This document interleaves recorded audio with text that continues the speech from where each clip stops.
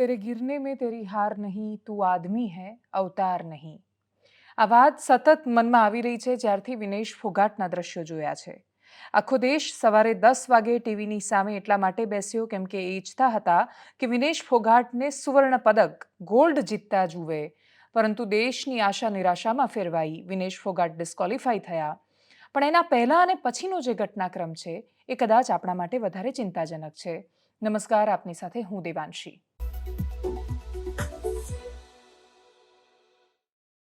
આપણે એ હદની રાજનૈતિક પરિસ્થિતિમાં જઈ રહ્યા છીએ કે આપણે દરેક ઘટનાને રાજનીતિના ચશ્મા પહેરીને જોઈએ છીએ. એ અતિશય દુર્ભાગ્યપૂર્ણ ક્ષણ હતી કે જ્યારે દેશની દીકરીઓ કે જે મેડલ જીતીને આવી છે આ દેશ માટે, જેમણે માત્ર કુસ્તીમાં નહીં, અલગ અલગ ગેમમાં, અલગ અલગ ક્ષેત્રમાં પોતાની જાતને સિદ્ધ કરી છે, વાત જ્યારે કુસ્તીની આવે છે ત્યારે એ પોતાના સંઘના એવા શક્તિશાળી માણસની સામે લડવા માટે તૈયાર થાય છે, એમની ફરિયાદ નથી લેવામાં આવતી. અને દેશ માટે પદક લાવેલી અને જેને દેશની દીકરી એમ કહીને જે લોકોએ માથા પર જેમને આપણે ચઢાવ્યા હતા, એવા સાક્ષી મલિક કે વિનેશ ફોગાટ કે આખો પરિવાર કે બાકીના રેસલર્સ જ્યારે દિલ્હીના રસ્તા પર ઉતર્યા ત્યારે એ ઘટનાને પણ રાજનૈતિક ચશ્મા પહેરીને જોવામાં આવી. કેમ કે બ્રજભૂષણ સિંહ શક્તિશાળી માણસ છે, ભારતીય જનતા પાર્ટીનો નેતા છે અને એવો દબંગ નેતા છે કે ભાજપના નેતાઓ ઈચ્છવા છતાં એની સામે કાર્યવાહી નહોતા કરી શકતા કેમ કે વાત આવતી હતી દબદબા તો રહેગા. અને દબદબાની વાર જ્યારે વાત આવે ત્યારે વાત ઈગોની હોય છે, વાત અહંકારની હોય છે. એ વખતે ખેલ બહુ બાજુ પર જતો રહે છે. એ છોકરીઓ ખૂબ રડી ઝઝૂમી, વારંવાર એમની ફરિયાદો થઈ, એમને સતત અવગણવામાં આવી, એમને સાંભળવામાં ન આવી. મોટાભાગના લોકો એવું વિચાર્યું કે શું કરી લેશે આ છોકરીઓ. દિવસો સુધી એ લોકોએ જંતર મંતર પર ધરણા કર્યા. એ દ્રશ્યો જે દરરોજ ત્યાંથી સામે આવી રહ્યા હતા એ આ દેશની કોઈ સારી દશા નહોતા બતાવતા. એનું કારણ એ છે કે દેશની દીકરી જ્યારે ન્યાય માટે રસ્તા પર ઉતરે છે ત્યારે શું પક્ષ કે શું વિપક્ષ, પણ આપણે ત્યાં કમનસીબે જ્યાં સુધી રાજનીતિ વચ્ચે ન ઘૂસે ત્યાં સુધી કોઈ અસર નથી થતી. જ્યાં સુધી વોટ બેંક પર અસર થતી ન દેખાય ત્યાં સુધી કોઈ કાર્યવાહીઓ કરવામાં નથી આવતી. પાણી માથા પરથી જાય એની છેક સુધી રાહ જોવાય છે. કોઈ પણ મામલો, કોઈ પણ વાત ધરણા કે આંદોલન સુધી પહોંચે જ શું કામ, પણ છતાંય પહોંચે છે. અને પછી એક લાંબી પ્રતીક્ષા થાય છે, ધીરજની કસોટી થાય છે દરેક આંદોલનમાં. આ લોકો ક્યાં સુધી બેસી શકવાના, અમે જોઈએ છીએ.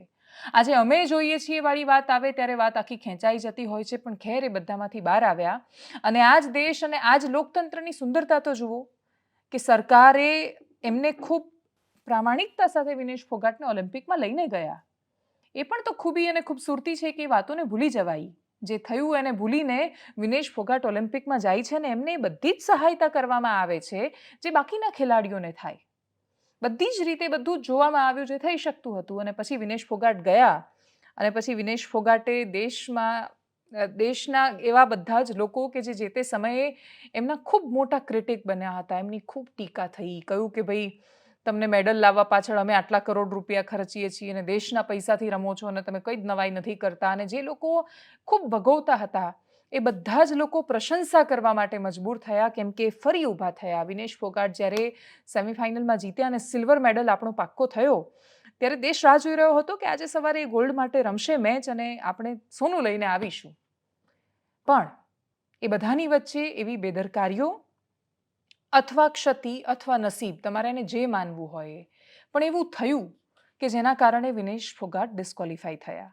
દરરોજ વજન થાય ઓલિમ્પિકમાં. જ્યારે તમે રેસલિંગમાં કુસ્તીના મેદાનમાં જાઓ ત્યારે 50 કિલોની કેટેગરીમાં વિનેશ ફોગાટ રમી રહ્યા હતા.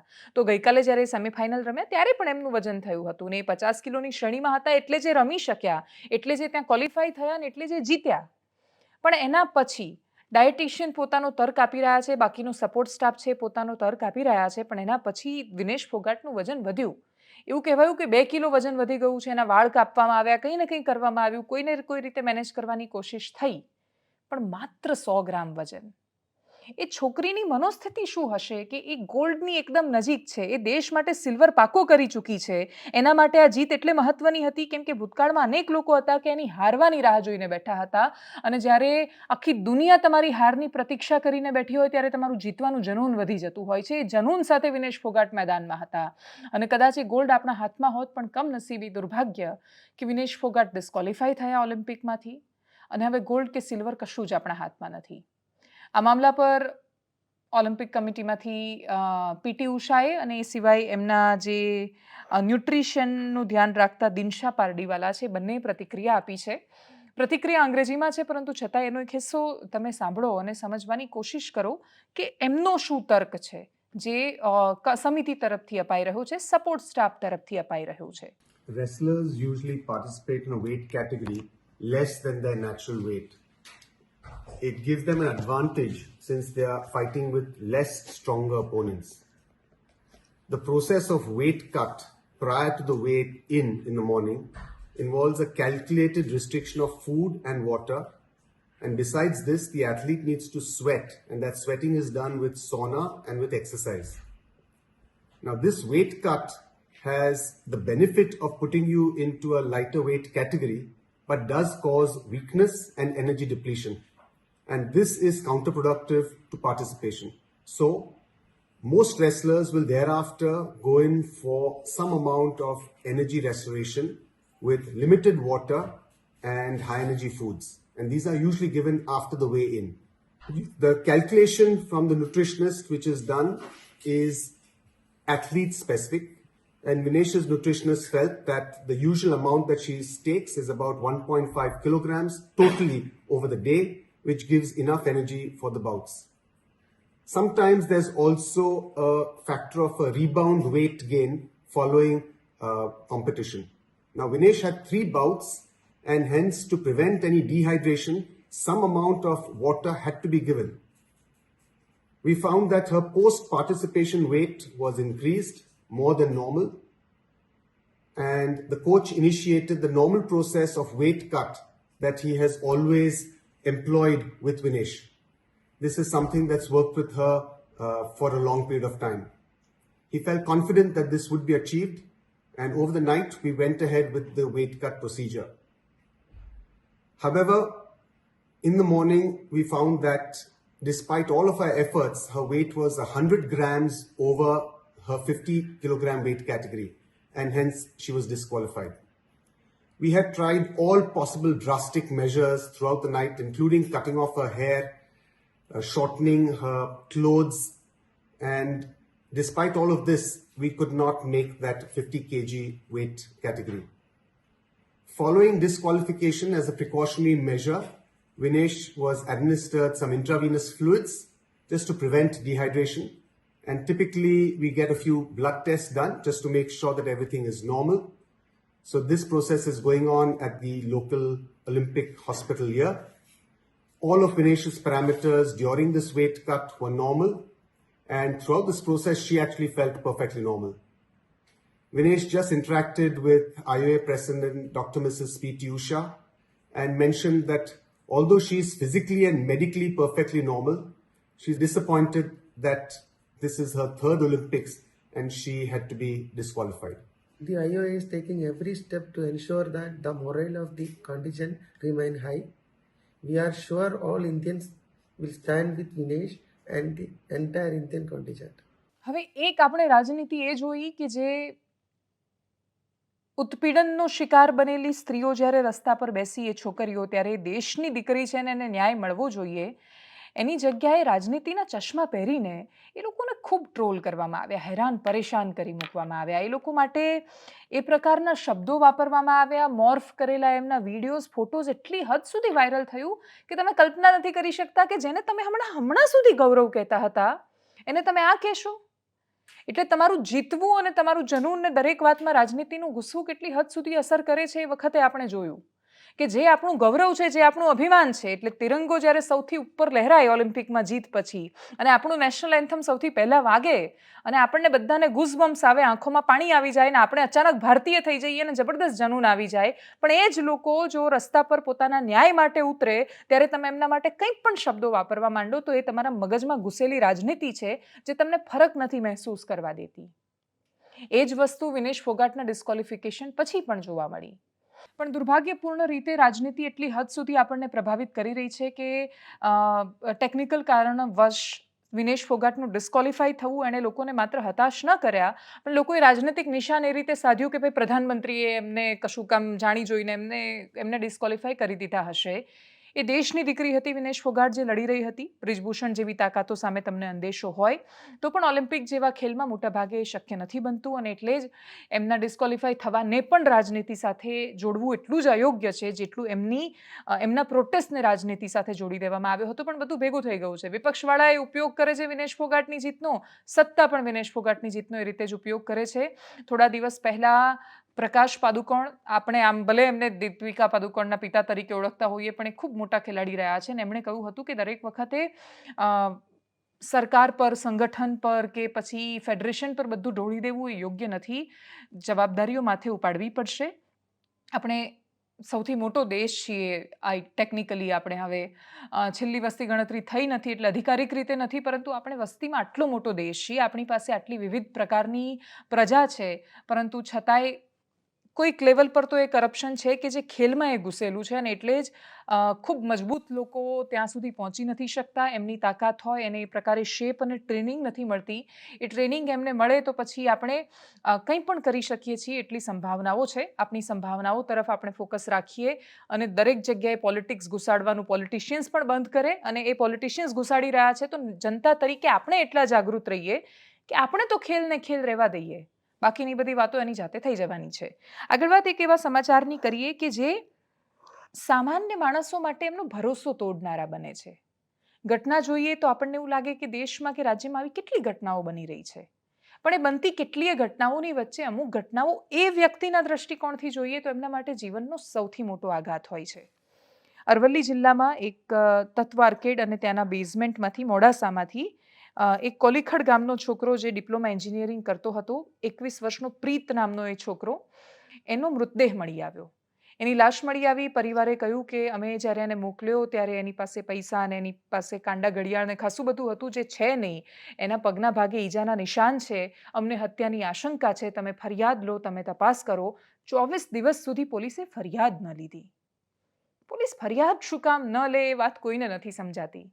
રાજ્યના ડીજીપી નાગરિકોને જાગૃત કરીને વારંવાર કહે કે જો પોલીસ ફરિયાદ નથી લેતી તો તમે આ કરો, પણ એ વાતનો જવાબ ન આવે કે પોલીસ ફરિયાદ શું કામ ન લે.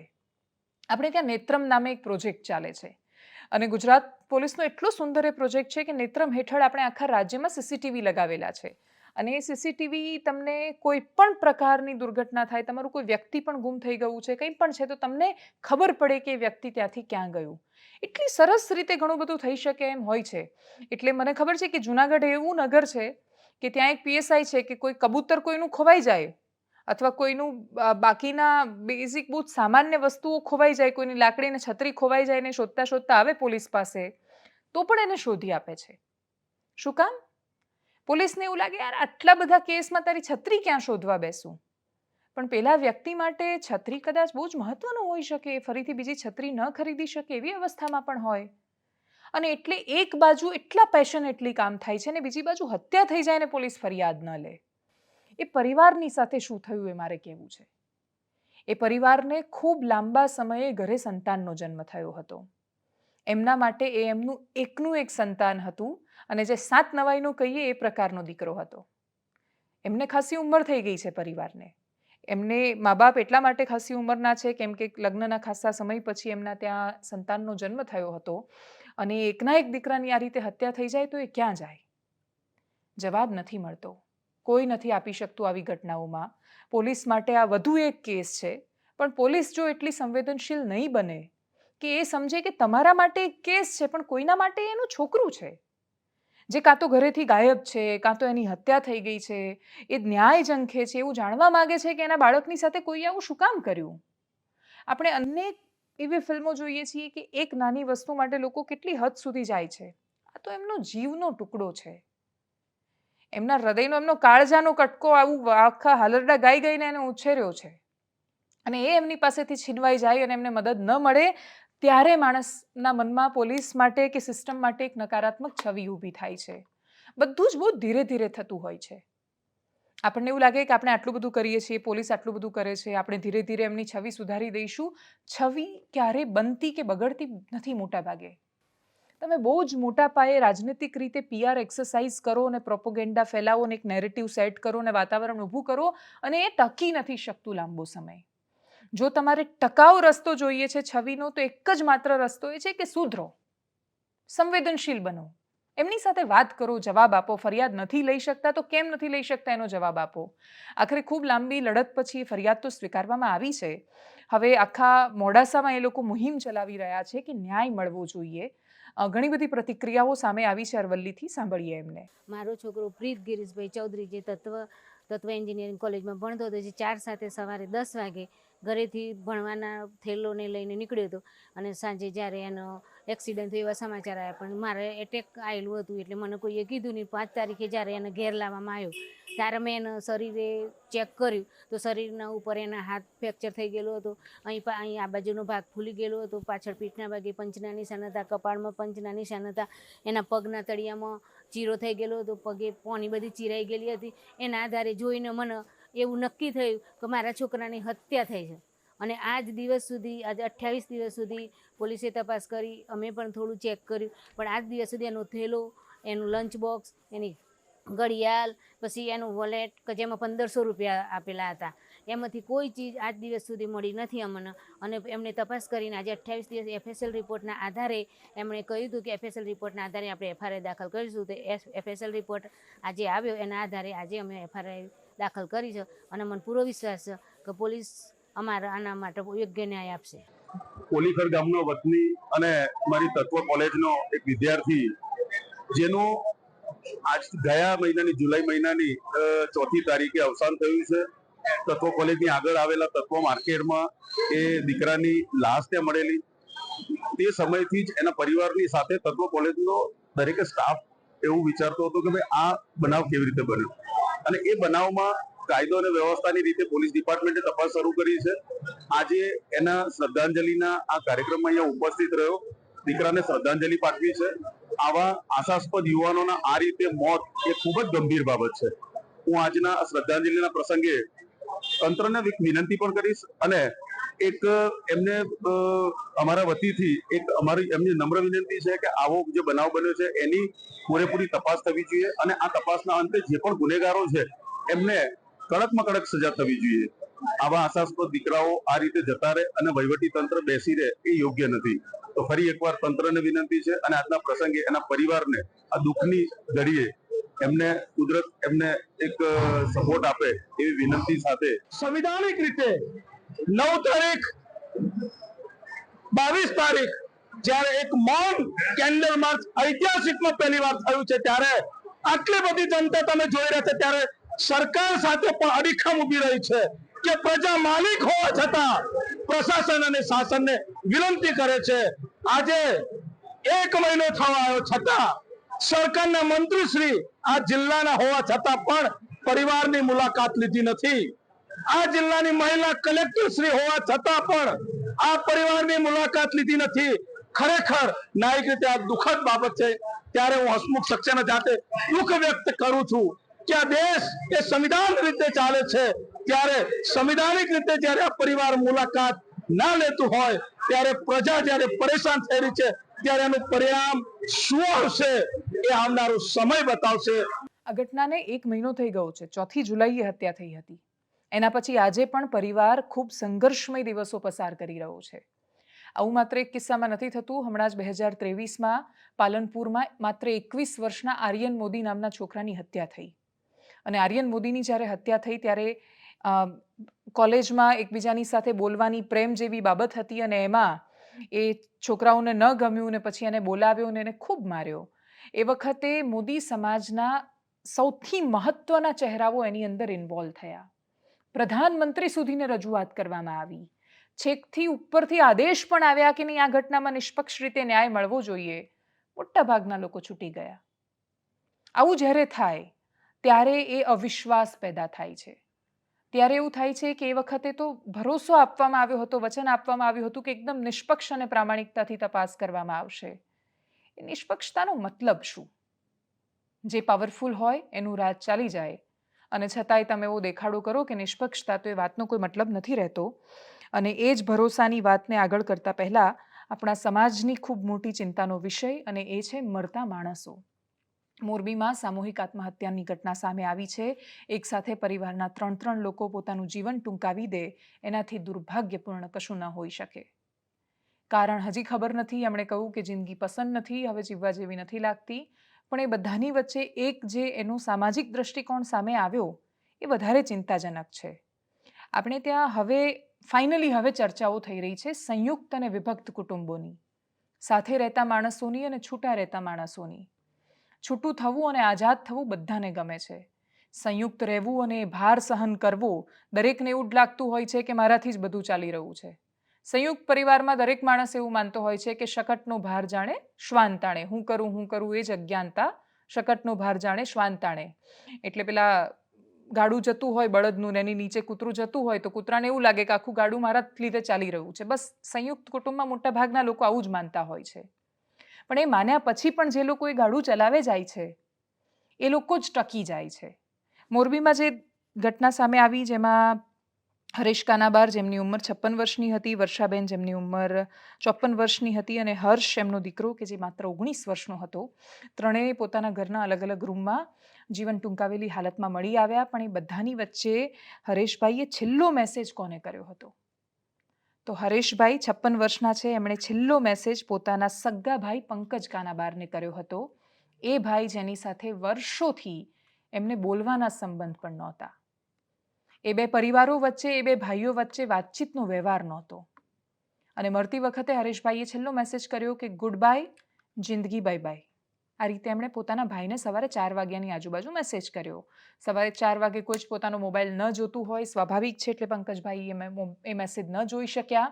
એમણે જ્યારે જોયો ત્યારે એમણે એ બંને વચ્ચે બોલવાના સંબંધોય નહોતા, મેસેજ સમજાયો પણ નહીં. જોડે રહેતા જ ન હોય એટલે કલ્પના જ ન હોય કે કઈ પરિસ્થિતિમાંથી એ લોકો પસાર થતા હશે. એમણે પોતાના પિતરાઈ ભાઈને મોકલ્યો. એમણે ત્યાં જઈને જોયું તો આ અવસ્થામાં એમને પોતાના સગ્ગા ભાઈ મળી આવ્યા. અને એના પછી જે ભાઈ સાથે બોલવાના સંબંધો નહોતા, અંતિમ યાત્રા એના ઘરમાંથી નીકળી. એટલે જ ઘણીવાર સોરી કહેવામાં બહુ જ મોડું થઈ જતું હોય છે અને ઘણીવાર લેટ ગો કરવામાં પણ બહુ જ મોડું થઈ જાય છે. ઘણીવાર ઇટ્સ ઓકે યાર, જે થઈ ગયું થઈ ગયું, હવે આપણે સાથે રહીશું. અથવા દુનિયાની બધી જ તાકાતો આપણી સામે કેમ ના આવીને ઊભી રહી જાય, આપણે સાથે મળીને લડી લઈશું, એ કહેવામાં બહુ જ મોડું થઈ જાય છે. અને એટલી હદે મોડું થઈ જાય છે કે અંતિમ યાત્રા એ ભાઈના ઘરેથી નીકળે છે જે ભાઈની સાથે વર્ષો સુધી બોલવાનો વ્યવહાર ન રહ્યો હોય. અને એટલે જ નિભાવવું અતિશય અઘરું છે. એને તમે જબરદસ્તીથી થોપી ન શકો કોઈના પર. પણ તમે જ્યારે થોપી નથી શકતા ત્યારે એ નિભાવવું કેટલું અઘરું બની જાય છે ભારત જેવા દેશ માટે, કે જ્યાંની વ્યવસ્થા દુનિયાના દેશો કરતાં બહુ જ અલગ છે.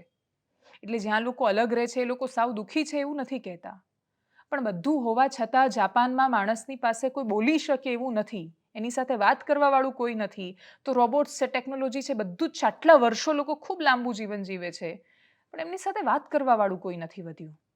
અને એટલે પરિસ્થિતિ જુઓ, કેટલું સ્ટ્રેસ કે શું હાલત થઈ રહી છે કે વચ્ચે એક રિપોર્ટ આવ્યો કે એક રોબોટ, જેને આપણે એવું કે રોબોટની અંદર તમે સંવેદનશીલતા નાખશો તો શું કરશે? તો રોબોટ તમને હસાવી શકે, રડાવી શકે ને પોતે મરી જાય, એવી પણ દુર્ઘટનાઓ સામે આવે છે. ત્યારે આ સમય છે કે જ્યારે આમ તો આ કોઈ જ સમાચારનો વિષય નથી, પણ છતાંય મને એવું લાગે છે કે આ એટલા માટે સૌથી મહત્વનો મુદ્દો છે કે આપણે આ સમાજમાં જીવીએ છીએ અને આ સમાજમાં જે થઈ રહ્યું છે એ જ સમાચાર છે. આપણા સમાજમાં આવતી આવી અનેક ઘટનાઓ ક્યારેક આપણી સામે આવે છે, ક્યારેક નથી આવતી. એવા અનેક માણસો પણ મળે છે. એટલે સુરતના એક વેપારીનું ઉદાહરણ મેં સાંભળ્યું કે જેની પાસે હજારો કરોડની સંપત્તિ હતી. એમણે પોતાનો કારોબાર પોતાના દીકરાને આપ્યો અને પછી એ પોતે રિટાયર થઈ ગયા. દીકરા અને વહુએ સાથે મળીને સતત લોસ કર્યો અને પછી ઘરે કહ્યું નહીં. અને એક હજારો કરોડની કંપની હતી, એ સાવ ડૂબાડીને 200-400 કરોડનું દેવું કરીને પપ્પાને સોંપી.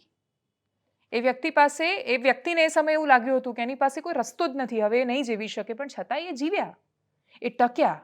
અને હવે એમને ભરોસો છે કે એ આગળ આવીને ફરી એકવાર પોતાનું એ સામ્રાજ્ય ઊભું કરી શકશે.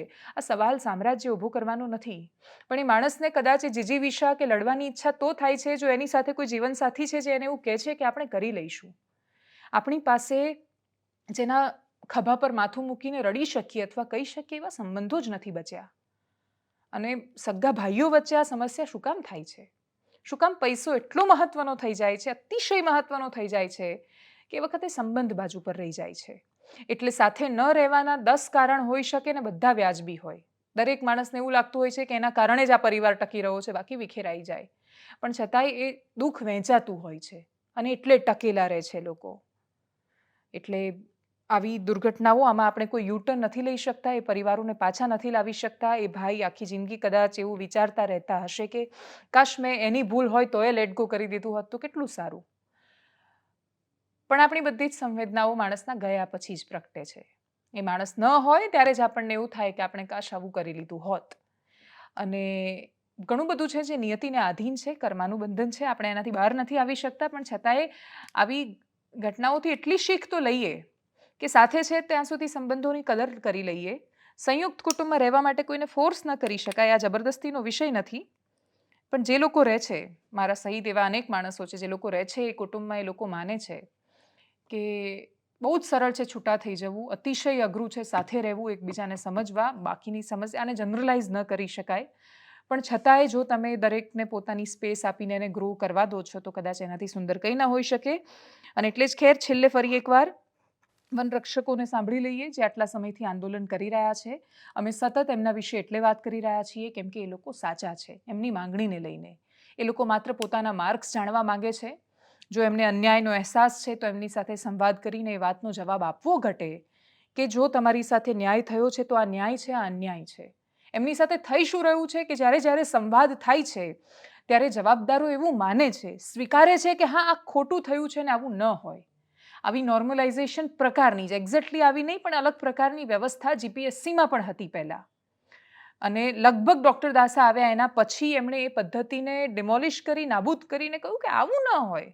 કોણ નક્કી કરશે પેપર સહેલું હતું કે ભારે હતું? બીજું સહેલું અને ભારે પેપર એ વ્યક્તિની તૈયારી પર આધાર રાખે છે.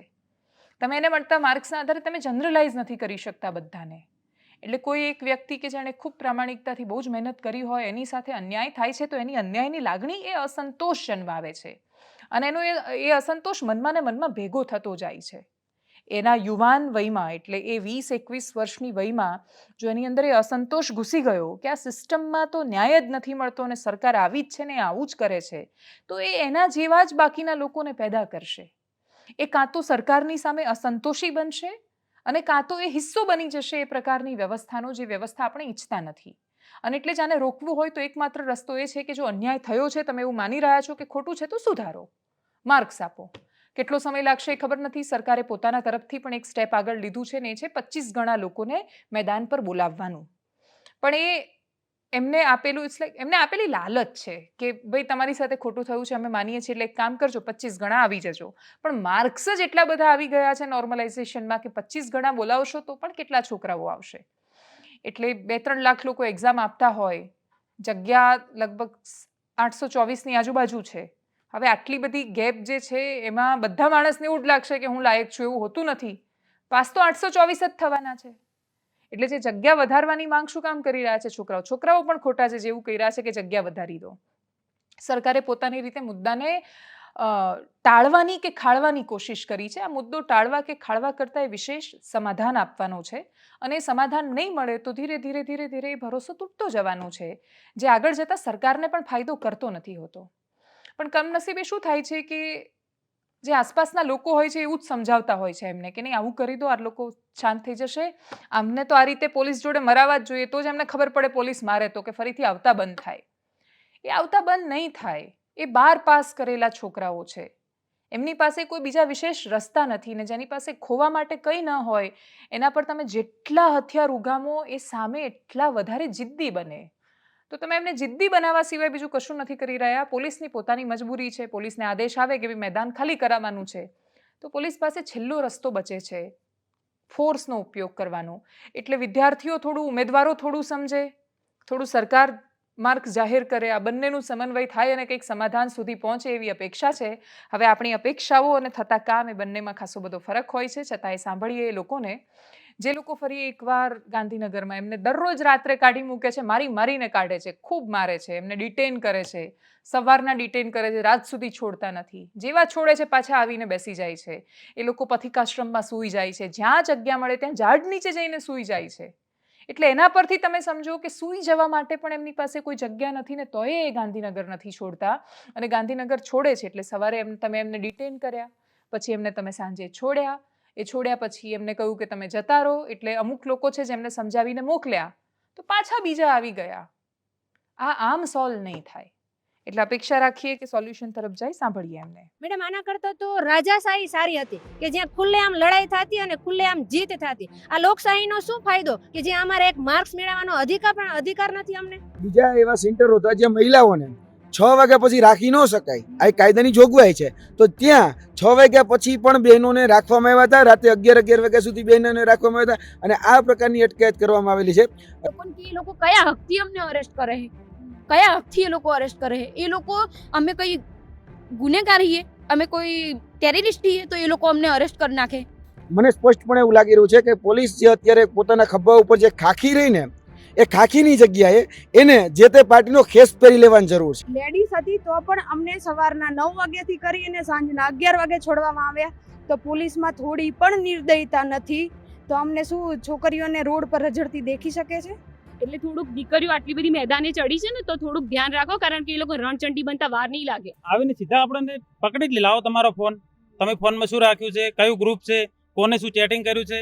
ભાઈ અમે ક્યાં અહીંયા કોઈ બોમ્બ ફોડવા માટે આવ્યા છીએ કે ભાઈ અહીંયા બોમ્બ રાખવાના છે, આપણે ફોડવાના છે? એટલે નથી આ કોઈ આતંકવાદી નથી, કોઈ અરાજક તત્વ. તો શા માટે પોલીસે આ પ્રકારે વર્તન કરે? જે પોલીસ અધિકારીઓએ જે વિદ્યાર્થીઓ હતા એ વિદ્યાર્થીઓ સાથે ખૂબ ખરેખર જોવા જઈએ તો હું એવી ભાષાનો પ્રયોગ નથી કરતો પણ ખૂબ નિંદનીય વર્તન કરેલું છે. ગાળાગાડી સમજી શકાય, ડીકાપાટા માર્યો એવું સમજી શકાય, પણ અમુક જે પોલીસ અધિકારી હતા ને એ ગુંડાને સારું કહેવાય ને એવું વર્તન કર્યું છે. અમારામાં હવે પેશન્સ નથી રહ્યો. અમે નથી કોઈને નડતરોપ થયા છતાં એ લોકો સવારમાં આવી અને બધાને ડિટેન કર્યા. ધમકીઓ તો આપવામાં જ આવી હતી કે તમારી માંગણીઓ પૂરી થઈ ગઈ છે, હવે તમે ત્યાં જઈને આંદોલન નહીં કરતા. મેં કીધું મને ઓફિશિયલ બતાવો, તો કે ઓફિશિયલ અમારી પાસે લેટર નથી આવ્યો, પણ તમે મોબાઈલ બી લઈ લીધા હતા, એટલે કે મોબાઈલ આવે તમારી પાસે એટલે જોઈ લેજો. અને અમને જેમ અમે કેમ નાના બાળકો હોય એવી રીતે અમને સમજાવતા રહે છે, પોષલાવતા રહે છે, પણ એમને નથી ખબર અમે ભારતનું જે યુથ પાવર છે, અમે યુથ પાવર ધારે કરી શકીએ. સતત 2 દિવસથી ભૂખ્યા છીએ અને અમને ડિટેન કરીને લઈ ગયા. હવે અંદર એટલી પબ્લિક હતી તો ચક્કર તો આવવાના જ. એ લોકોને મારે એટલું જ કહેવું છે કે તમે આમાં મહેનત કરો છો એના કરતાં તમે માર્ક્સ જાહેર કરવામાં તમે અડધો દિવસ મહેનત કરશો તો અમારા માર્ક્સ જાહેર થઈ શકે એમ છે. તો પછી આ બધું શું કામ અમને ક્રાંતિકારીઓ અને આંદોલનકારીઓ બનાવવા મજબૂર કરો છો?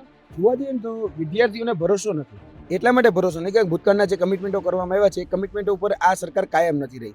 બહાર નીકળીએ, નાસ્તો કરવા જઈએ, ચા પાણી કરવા જઈએ, ક્યાંય લાવો ફોન તમારો, તમારા ફોનમાં શું છે, કયું ગ્રુપ છે, કયા ગ્રુપમાં તમને શું મેસેજ આવે છે, કોણ તમને શું મૂકે છે.